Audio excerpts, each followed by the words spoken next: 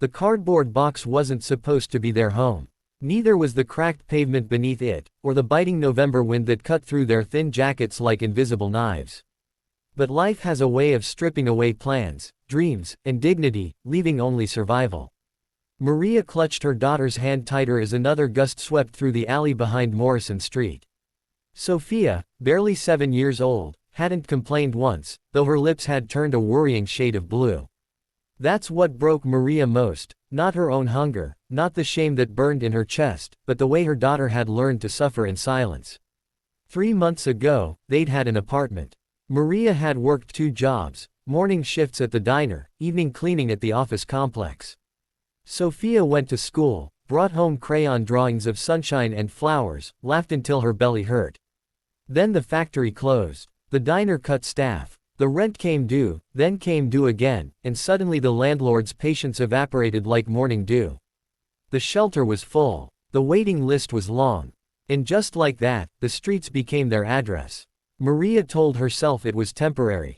She told Sophia they were on an adventure. But adventures weren't supposed to involve watching your child's eyes grow hollow with hunger, or holding her through the night while she shivered against your chest, or wondering if you were the worst mother in the world for letting things get this bad. Tonight was worse than most.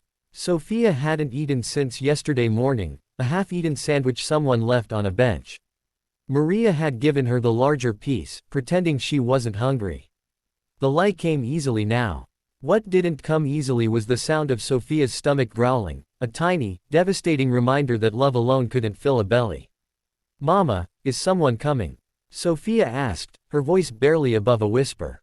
"Yes, baby," Maria lied again, smoothing her daughter's tangled hair. "We're just waiting for someone." The words were meant to comfort, but they tasted like ash in Maria's mouth. They weren't waiting for anyone. There was no one coming. Her parents were gone. Her sister had her own struggles, couldn't take them in. Friends had drifted away when the calls for help became too frequent, too desperate.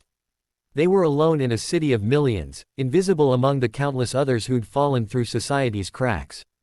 She didn't notice the man approaching until his shadow fell across them.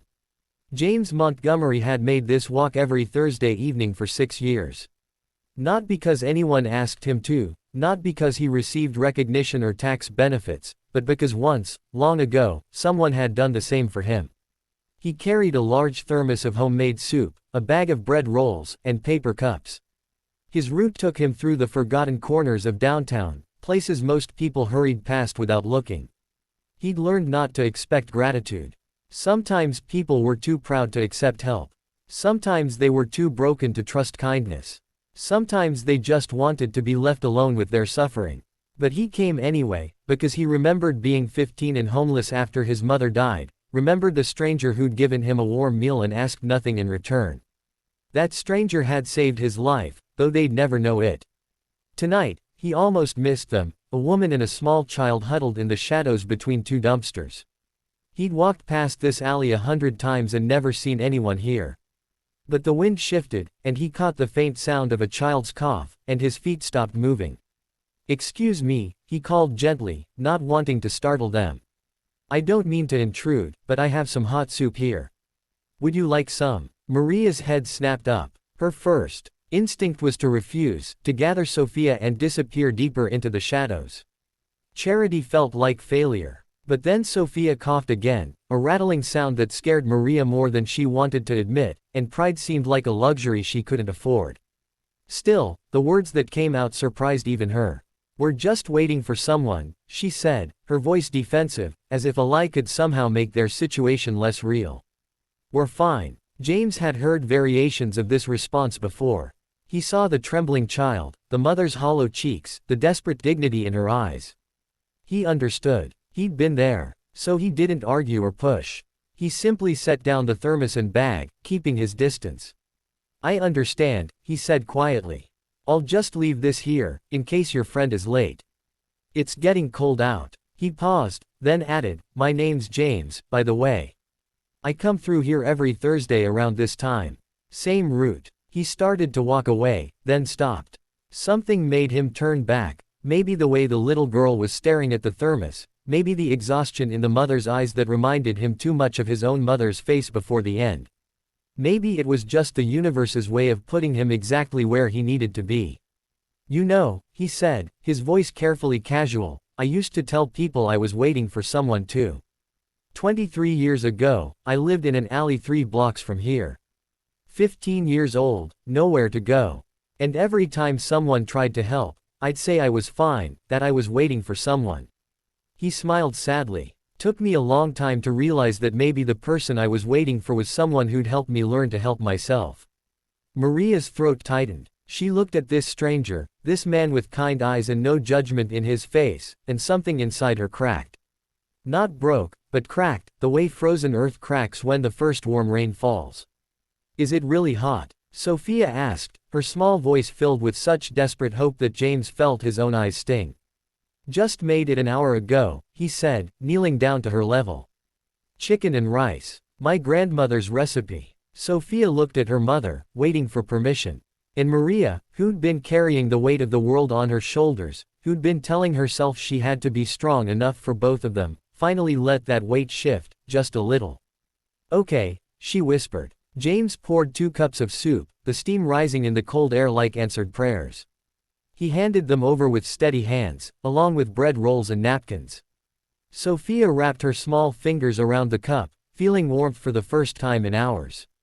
She took a careful sip, and her eyes went wide. Mama, it's so good, she breathed.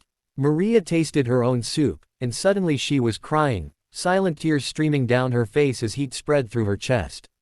It wasn't just the soup, though it was delicious.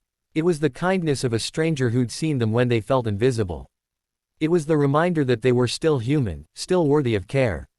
It was the first time in months that someone had looked at them without judgment or pity, but with simple understanding. Thank you, she managed, the words inadequate for what she felt. James pulled out a card from his wallet. This is the community center on 5th Street. They have resources, job placement, temporary housing assistance, free childcare. Ask for Margaret. Tell her James sent you. She'll help you figure out next steps. Why are you doing this? Maria asked, needing to understand. Because someone did it for me, James said simply. And because you're not waiting for someone anymore. You're looking at him, not as a savior, but as a friend who's been where you are. And friends help each other. As James continued his route that night, he didn't know that Maria would go to that community center the next morning. He didn't know that within 2 weeks, she'd have a job and a room at a transitional housing facility. He didn't know that Sophia would be back in school, drawing pictures of sunshine again. He didn't know that 5 years later, Maria herself would walk these same streets every Thursday evening with her own thermos of soup, continuing the chain of kindness that had saved her life. But he suspected. Because that's how kindness works, not as a transaction, but as a seed planted in fertile ground, growing in ways you never expect. Sometimes the person we're waiting for is simply someone who reminds us that we're not alone, that we're worth helping, that there's still goodness in a world that feels impossibly hard. Sometimes that person offers soup. And sometimes, if we're brave enough to accept it, that simple gesture changes everything.